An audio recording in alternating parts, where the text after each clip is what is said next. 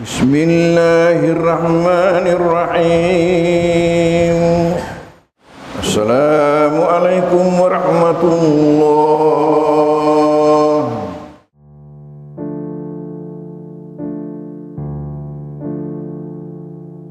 Dalam kesempatan ini saya melihat di sini banyak jemaah kita yang sudah menjadikan dirinya isi masjid. Betul?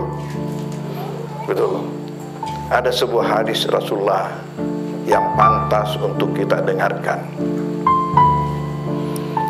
yaitu beliau mengatakan, ala inna ummara buyutillahi hum ahlullahi azza wa jalla. Ketahuilah bahwasanya orang-orang yang selalu menyemarakan rumah Allah, ketahuilah bahwa mereka itu termasuk keluarga Allah azza wa jalla, termasuk keluarga Allah azza wa jalla. Jadikanlah diri kita ini sebagai keluarga Allah azza wa jalla. Apabila kita ini berhasil untuk menjadikan diri kita sebagai keluarga Allah azza wa jalla, yakinlah pasti kita akan mendapatkan tempat istimewa di sisi Allah Subhanahu wa taala. Kenapa? Karena kita ini adalah keluarganya. Assalamualaikum warahmatullahi wabarakatuh.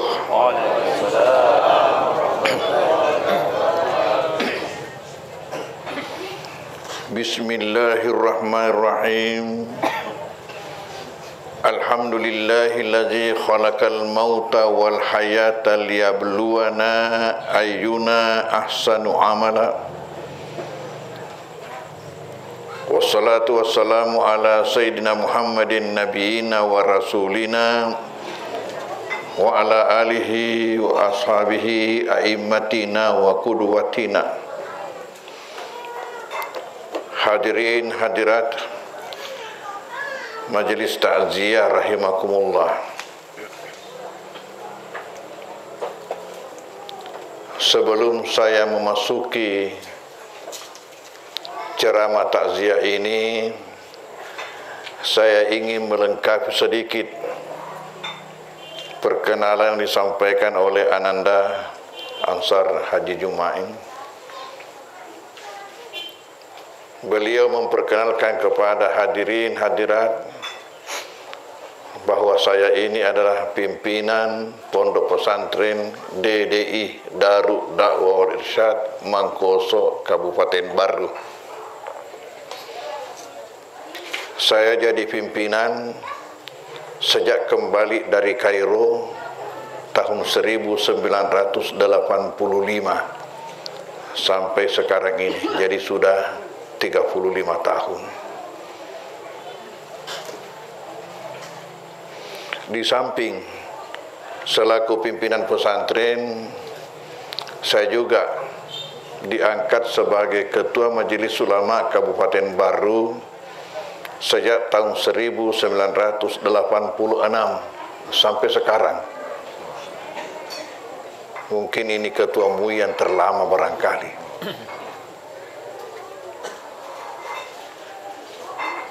Dan yang ketiga, saya ini juga diangkat sebagai Ketua BAS pada tahun 2000, yang sekarang ini menjadi Basnas Kabupaten Baru.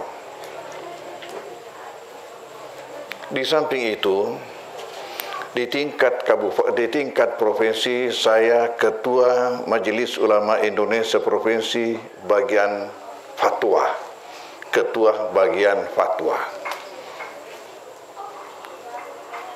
Majelis Ulama Indonesia Provinsi Sulawesi Selatan. Di lingkup DDI bukan hanya satu jabatan yang saya pegang, tapi tidak ada organisasi saya yang lain.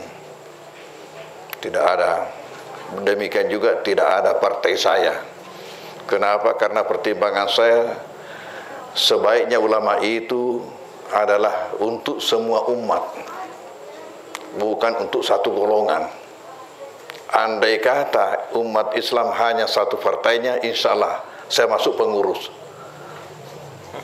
Tetapi karena kita ketahui kenyataan menunjukkan pada kita bahwa umat Islam terpecah-pecah dalam berbagai partai, maka saya menempatkan diri di atas semua partai. Sehingga semua partai mengatakan guruta, guruta, Andro guruta kalau bahasa Makassar, Andre guruta kalau bahasa Bugis, Anang guruta kalau bahasa Mandar.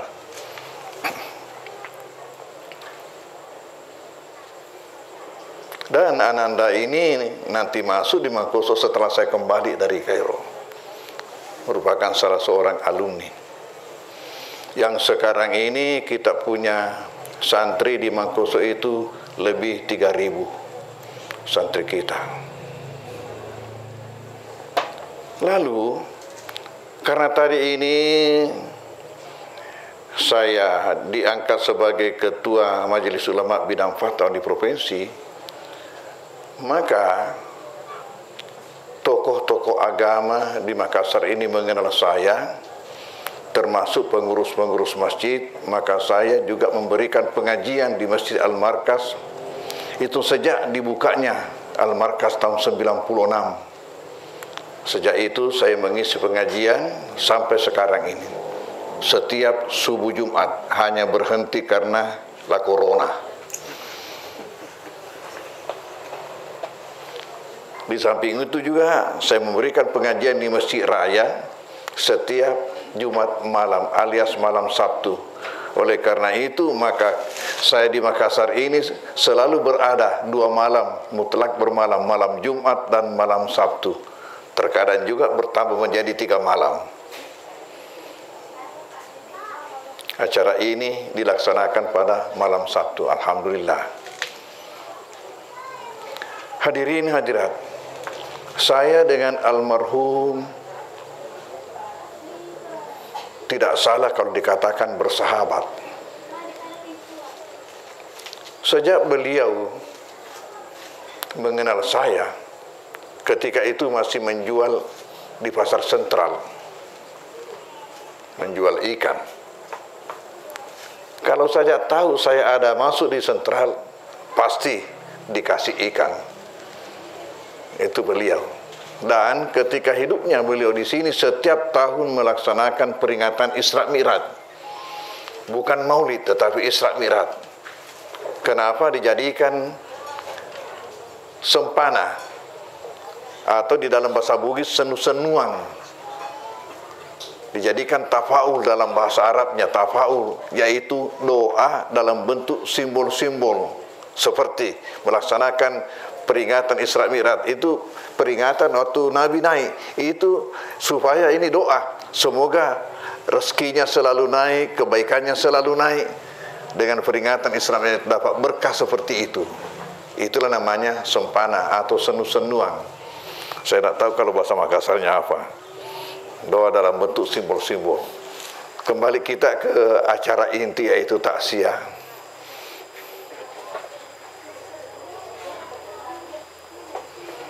Tadi kali kita membaca 3 kali kullu nafsin za'iqatul maut.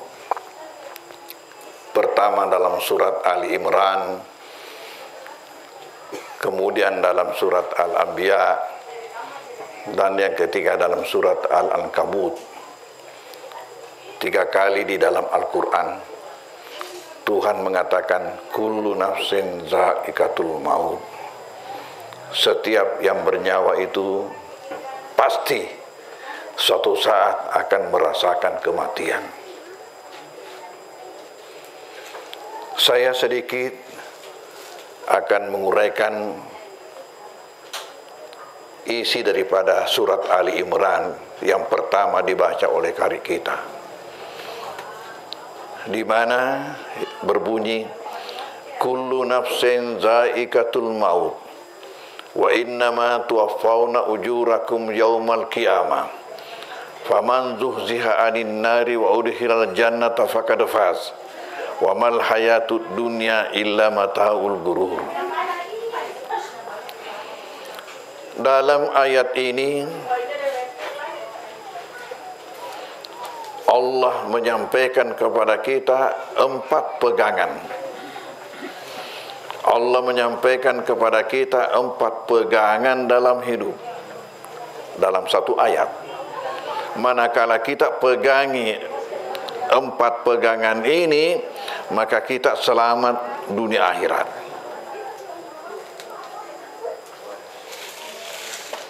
Yang pertama, kullu nafsin za'iqatul maut. Setiap yang bernyawa itu pasti akan merasakan kematian. Saya lihat di sini yang duduk di depan, rata-rata usia yang sudah dipakai lebih banyak daripada yang tersisa. Betul? Kira-kira berapa lagi yang tersisa?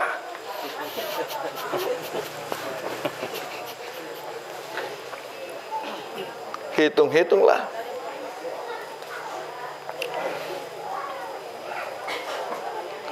Tapi kematian itu tidak mengenal usia. Tidak selamanya yang lebih dahulu lahir, lebih dahulu mati. Seringkali terjadi lebih dahulu mati si cucu, baru si nenek. Dan mungkin si nenek ini sudah sakit-sakitan. Ternyata Tuhan punya kehendak lain. Si cucu yang belakangan lahir itu yang duluan mati. Tapi jelas, kematian adalah pintu di mana kita pasti akan masuki pintu itu. Orang Arab mengatakan al-mautu babun wa kullun nasi dakhiluhu. Al-mautu ka'sun wa kullun nasi syaribuhu. Kematian itu adalah suatu pintu di mana semua orang pasti akan masuk pintu itu. Sisa masalah waktu. Dan kita semua ini antri. Barangkali kita ada menyaksikan di televisi, ada salah seorang calon bupati persis masih bicara dalam rangka apa namanya ini, ya, pilkada inilah, lalu jatuh dan ternyata disitulah Tuhan menentukan ke sana.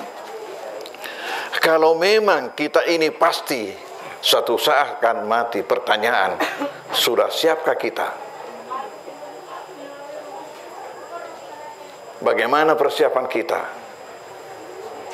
Karena kapan tiba saatnya, la yastakhiruna sa'atan wa la yastakdimun, tidak akan bergeser maju atau mundur apabila telah tiba.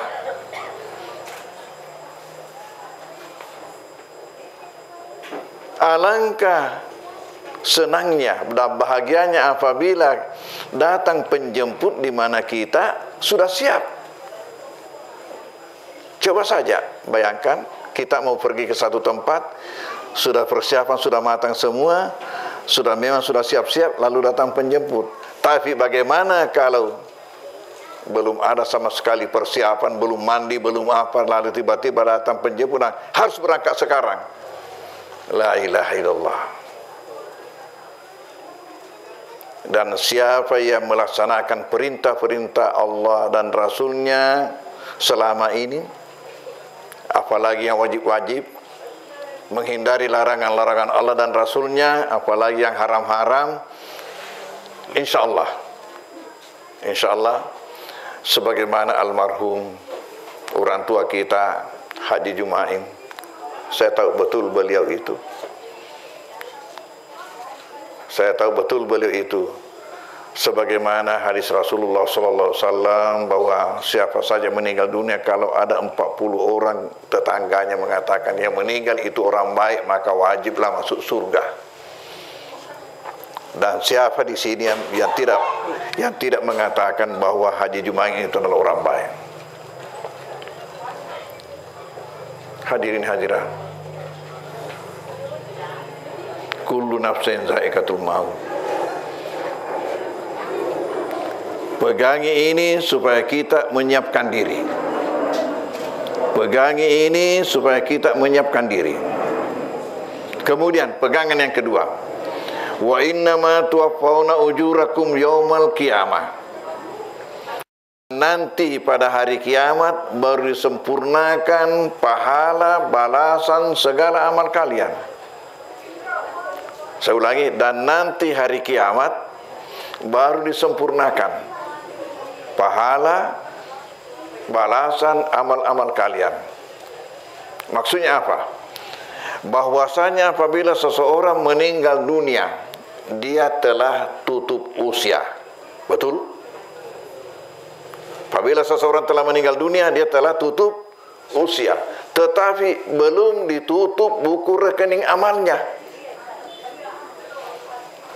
Ayat yang mengatakan wa innama tuwaffawna ujurakum yaumal qiyamah, bahwasanya nanti di hari kiamat baru disempurnakan, itu menunjukkan bahwa nanti buku rekening amal itu ditutup apabila dunia sudah kiamat. Selama dunia belum kiamat, maka buku rekening ini tetap terbuka, walaupun yang punya sudah tutup usia. Lalu timbul pertanyaan, buat apa buku rekening amal itu dibuka padahal yang punya sudah tutup usia? Jawabannya, buku ini terbuka karena masih akan menerima. Apakah menerima auto debit? Ataukah menerima kiriman? Dan nanti ditutup, tidak ada lagi kiriman, tidak ada lagi auto debit apabila sudah kiamat. Sekarang pertanyaan, apa saja yang bisa mengisi kalau begitu? Apa saja yang bisa mengisi buku rekening amal ini sesudah yang bersangkutan tutup usia? Pertama ada yang disebut dengan amal rintisan. Amal rintisan. Artinya apa? Apabila di satu tempat ada suatu perbuatan baik belum ada yang tahu, tiba-tiba kita memulai perbuatan itu. Lalu sesudah itu orang ikut di belakang kita. Apa kata Rasulullah dalam riwayat hadis Imam Muslim? Man sanna fil islami sunnatan hasanatan falahu ajruha wa ajru man amila biha min ba'dihi min ghairi an kusa min ujurihim syai'. Barang siapa yang merintis suatu perbuatan baik, maka ia mendapatkan pahala daripada perbuatannya plus bonus pahala sebanyak jumlah pahala semua orang yang mengikuti di belakangnya sampai dunia kiamat. Jasa rintisan, amal rintisan. Jadi kalau kita di satu tempat, kita tiba-tiba ada menemukan suatu perbuatan baik yang belum diketahui orang, kita yang merintis, kita yang memulai. Lalu orang ikut di belakang setelah tahu. Dan ini ya terus menerus sampai dunia kiamat. Maka pahalanya itu, kata Rasulullah, kamu diberikan pahala atas perbuatanmu plus jumlah pahala semua orang yang ikut. Bukan pahalanya diambil, tapi itu menjadi ukuran berapa jumlahnya. Pahala semua yang ikut di belakangnya melakukan yang kamu lakukan tadi perbuatan baik, maka kamu diberikan sebagai bonus. Itu mengisi buku rekening amal ini. Yang kedua, yang akan mengisi buku rekening amal itu ialah apa? Yang disebut dengan amal jariah. Amal jariah. Amal jariah, wakaf. Saya mau tanya, siapa di antara kita di sini sudah ada wakafnya?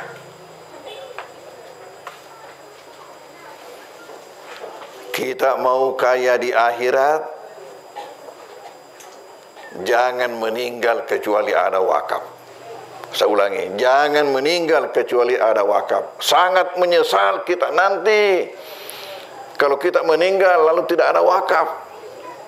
Wakaf inilah adalah amal yang paling memperkaya seseorang.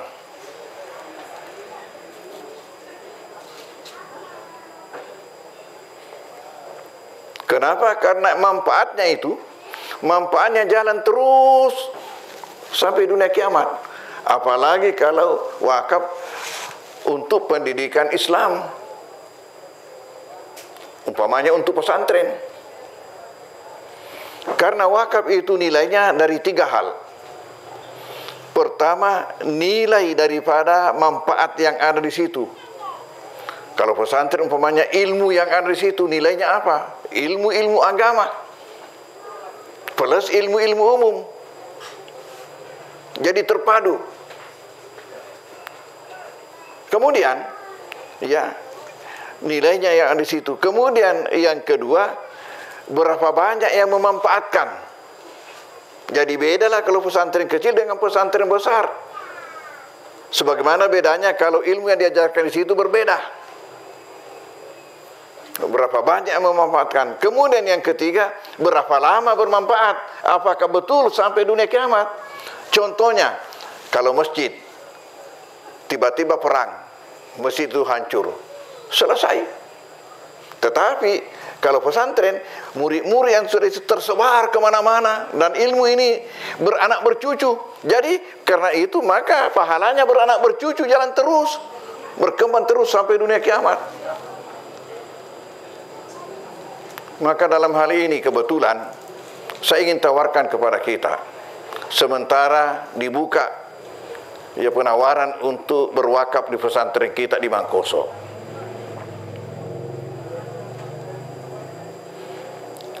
Karena kita akan perluas lokasinya dengan menambah seluas 50 hektar. Alhamdulillah, kebetulan yang punya ya pemilik lokasi yang ada di situ bersedia juga untuk memberikan harga wakaf. Ya mungkin sudah sulit kita ketemukan nilainya seperti itu. Sehingga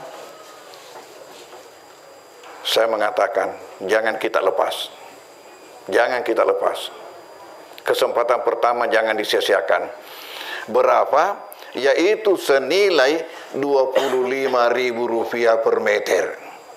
Kaki runtuh aku kue. Ada di Makassar. Jungkir balik kita di Makassar cari tidak akan ketemu. Rp25.000 per meter. Mari kita berwakaf kalau kita ingin menjadi orang kaya di akhirat. Alhamdulillah. Dalam bulan Ramadan ini, sesuatu yang saya tidak duga, ada jamaah kita di Makassar mengirimkan wakafnya untuk 1 hektar.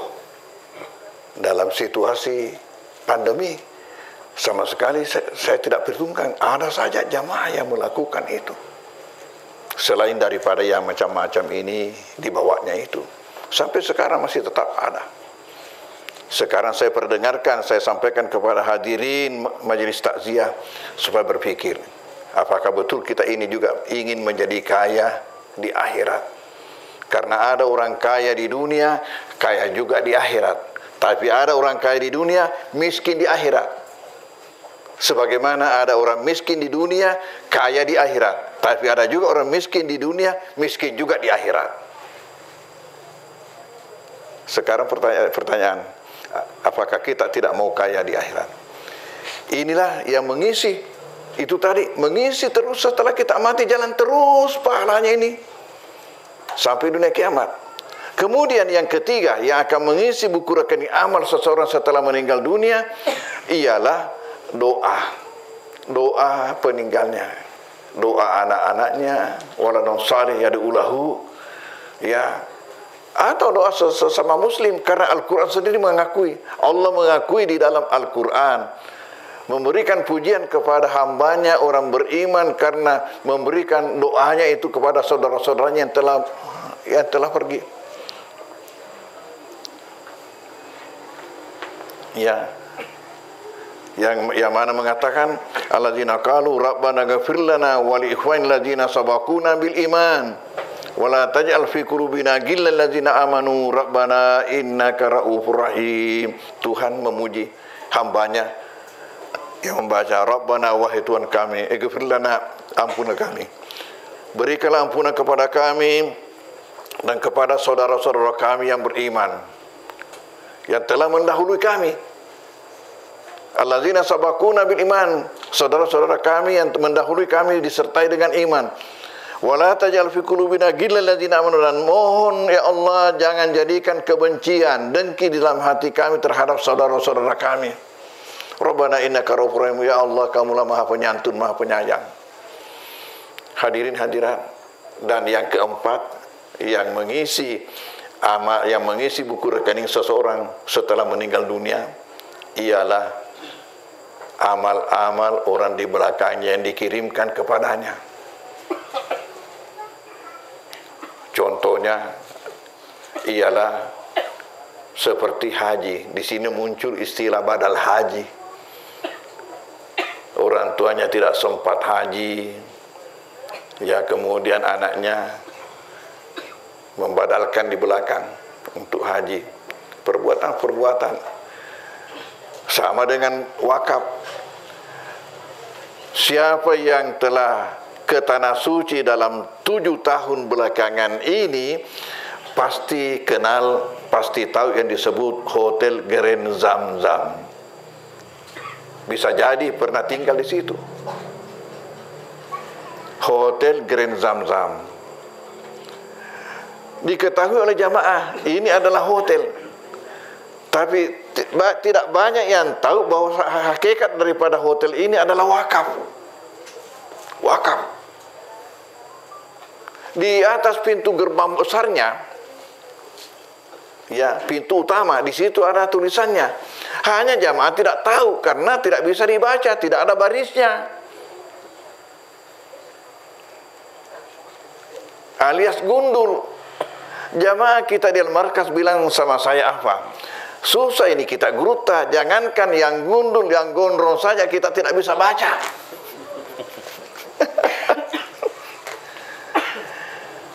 Ya di situ bukan tulisan Indonesia, bukan tulisan Bugis. Jadi bagaimana tulisan Arab tidak ada barisnya alias gundul. Tapi macam Ananda Ansar bisa saja dibaca. Dia habis selesai dari pesantren. Apa bacanya di situ? Wakaf Al-Malik Abdul Aziz lil Haramain Asy-Syarifain. Itu begitu bacaannya. Wakaf Al-Malik Abdul Aziz lil Haramain Asy-Syarifain, yang artinya wakaf Raja Abdul Aziz untuk 2 tanah haram yang mulia. Maksudnya wakaf Raja Abdul Aziz untuk biaya operasional 2 masjid tanah haram, Mekah Madinah. Makanya di atas tidak ada celengan, tidak ada kotak amal yang diedarkan. Mungkin kita berpikir, andai kata ada kotak amal diedarkan, ya Masya Allah banyaknya uang yang masuk ini, karena semua orang pasti akan memasukkan. Tapi rajanya mengatakan tidak usah, karena kamu sudah punya pabrik uang, kamu sudah punya pabrik itu. Ya, Hotel Grand Zamzam, hotel yang terbesar, tertinggi, termegah di Mekah sekarang ini. Di atas puncaknya ada jam yang terbesar di dunia. Itu bingkainya 43 meter. Jarum pendeknya 16 meter. Jarum panjangnya 23 meter.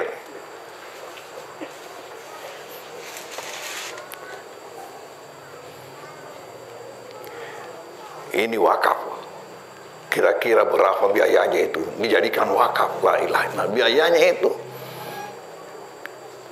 Dan ini apa namanya, lantainya apa itu semua itu adalah asli semua. Asli semua. Biasa saya tunjukkan sama jamaah, coba lihat ini. Coba lihat ini. Ini bukan pabrikan ini. Ya, tapi ini semua adalah asli. Berapa biayanya itu? Tapi yang lebih mencengangkan lagi, bukan Raja Abdul Aziz yang membuat hotel ini. Saya ulangi, bukan Raja Abdul Aziz yang membuat hotel ini, padahal namanya di atas wakaf Raja Abdul Aziz. Yang membuat hotel ini bukan Raja Abdul Aziz, tapi Raja Abdullah, anaknya yang meninggal 2 tahun yang lalu, digantikan oleh saudaranya Salman. Raja Abdullah yang buat hotel ini, kemudian dijadikan wakaf atas nama orang tuanya. Inilah contohnya berbuat, perbuatan dilakukan oleh siapa di belakang kita itu, ahli waris kita. Itu masuk. Berdasarkan hadis Rasulullah SAW. Mengapa tidak kalian pikirkan, kalau mau melakukan suatu sedekah sunnat karena Allah, melakukan suatu perbuatan amal sunnat karena Allah, mengapa kalian tidak pikirkan untuk mengatasnamakan kedua orang tua kalian selama keduanya itu muslim. Saya ulangi, mengapa kalian tidak pikirkan untuk mengatasnamakan kedua orang tua kalian selama keduanya itu muslim, maka keduanya akan mendapatkan pahala dan kamu juga akan diberikan pahala sebagaimana kedua orang tuamu tanpa mengurangi pahala mereka sedikit pun juga. Ketika saya membaca itu tadi, terus teringat, oh rupanya Raja Abdullah menggunakan hadis ini untuk membangun hotel raksasa ini, kemudian mengatasnamakan orang tuanya, wakaf Raja Abdul Aziz.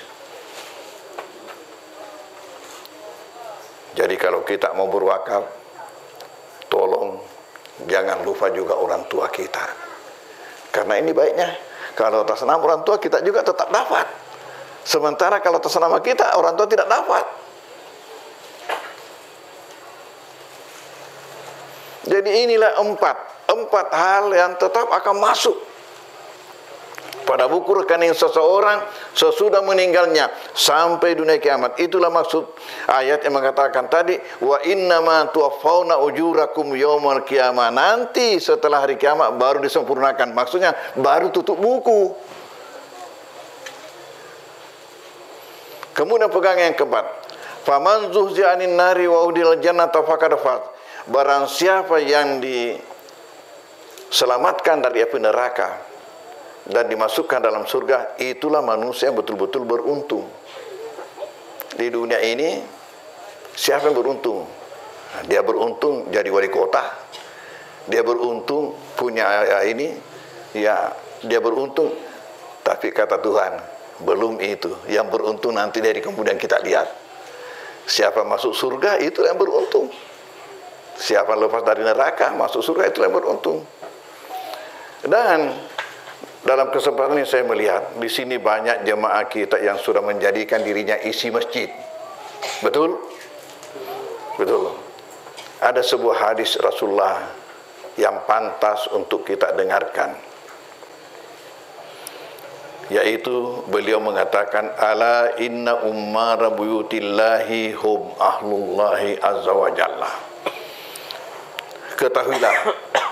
Ketahuilah bahwasanya orang-orang yang selalu menyemarakkan rumah Allah, ketahuilah bahwa mereka itu termasuk keluarga Allah azza wa jalla.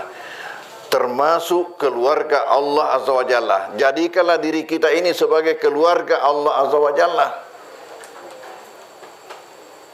Apabila kita ini berhasil untuk menjadikan diri kita sebagai keluarga Allah azza wa jalla, yakinlah pasti kita akan mendapatkan tempat istimewa di sisi Allah Subhanahu wa taala. Kenapa? Karena kita ini adalah keluarganya. Dengan bagaimana? Selalu menyemarakkan masjid. Apalagi yang saya katakan, sisa berapa tahun lagi, sisa berapa lagi yang tersisa kita punya ini. Jelas yang sudah lalu sudah lebih banyak, jauh lebih banyak ya daripada yang tersisa. Hadirin hadirat, inilah tadi 4 pegangan dalam hidup ini. Mari kita pegangi keempatnya itu. Ya, kemudian yang terakhir mengatakan wamal hayatud dunya illa mataul ghurur. Ketahuilah, tiadalah kehidupan dunia itu kecuali kesenangan yang memperdaya. Jadi wali kota itu juga kesenangan yang memperdaya. Hati-hati, jangan sampai terperdaya.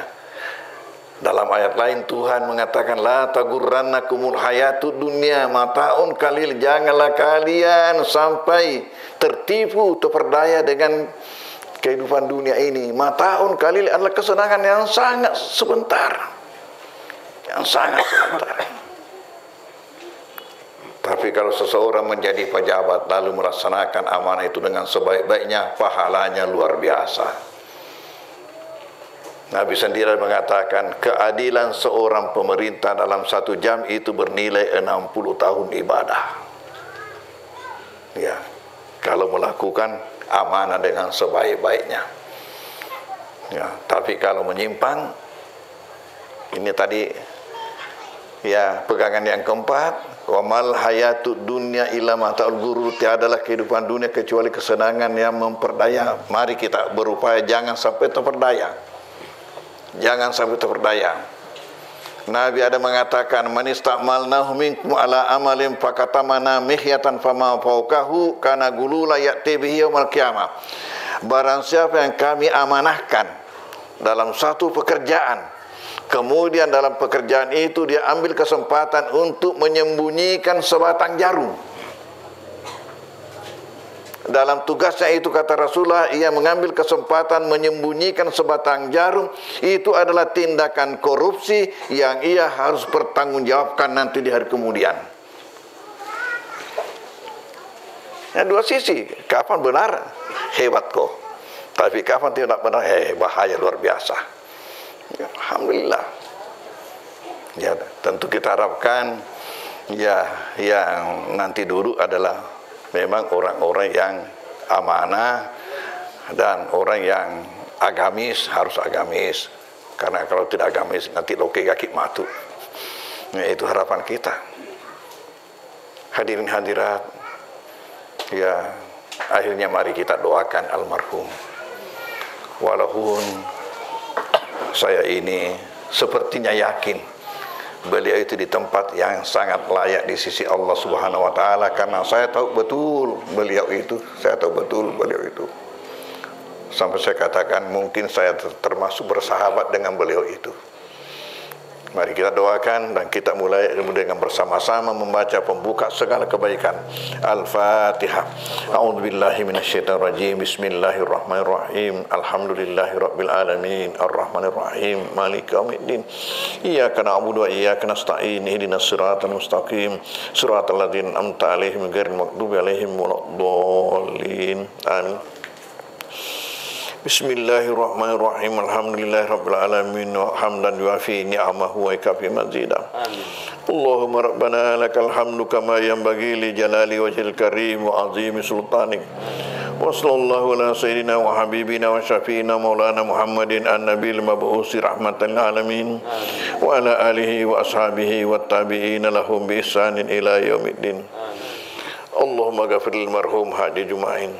Allahumma ghafir lahu warhamhu wa afihi wa'fu an wa akrim nuzulahu wa wasi' madkhalah wa ghasilhu bil ma'i wasalji wal barad wa nakkihi minal khataaya kama yunakka sabul abyadu minad danas wa abdilhu daran khairan min dari wa ahlan khairan min ahli wa kihi finatan kabir wa azaban nar wa adkhilul jannata bi rahmatika ya arhamar rahimin. Rabbana ghfir lana wa li ikhwanil ladzina sabaquna bil iman wa la taj'al fi qulubina ghillal ladzina amanu rabbana innaka ra'ufur rahim. Allahumma ghfir lil muslimina wal muslimat wal mu'minina wal mu'minat al ahya'i minhum wal amwat. Innaka sami'un qaribun mujibud da'wati wa qadil hajati ya rabbal alamin. Rabbana atina min ladunka rahmatan wa hayyi lana min amrina rasada. Rabbana hab lana min azwajina wa dhurriyyatina qurrata a'yunin waj'alna lil muttaqina imama.